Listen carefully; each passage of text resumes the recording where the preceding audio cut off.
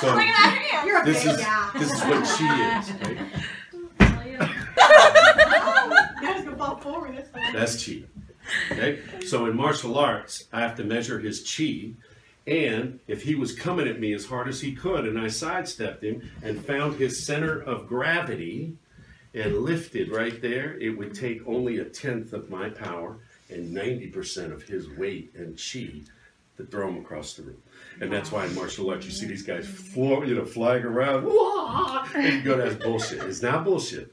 Okay, a guy his size coming at me as hard as he can, if all I do is step away and he's bringing me all that energy, and I find a spot in his body that's right in the middle of his body. It's like if you hold up a baseball bat from the end, it'll drop. But if you find the middle of it, it'll be light as a feather, right? Same thing, I use his chi. Candidates that have no chi can't be placed. You can't put chi into somebody. Can't make somebody love you. So chi is Right? not a wound then. Yeah. Chi comes from a wound. Okay? So now lose your chi for a second. That means total body is loose. Wherever I touch you, I can manipulate. Okay?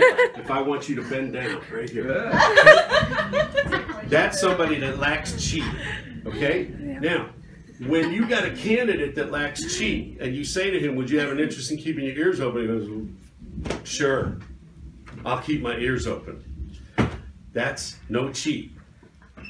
And when it's time to have him stand up to the question, do you want this job? If he has no chi, and your body is totally chi-less now, relaxed, okay? And I ask him if he has any chi, do you want the job? And I push on him here, where does he go? Falls Go back. backwards, away from the deal, okay? Chi up now for a second. All I have to do is hold my arms out and guide him to the deal. Does that make sense?